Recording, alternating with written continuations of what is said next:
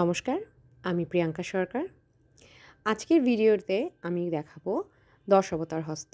১০ অবতার হস্ত মূলত ভগবান বিষ্ণুর ১০টি অবতারকে নিয়ে করা।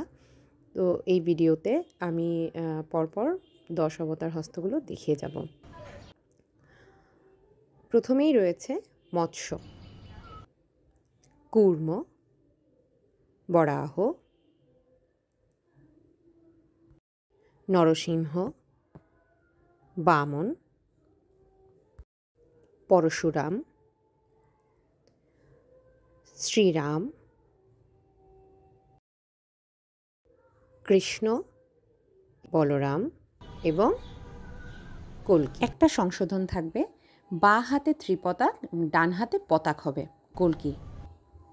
ধন্যবাদ সবাইকে।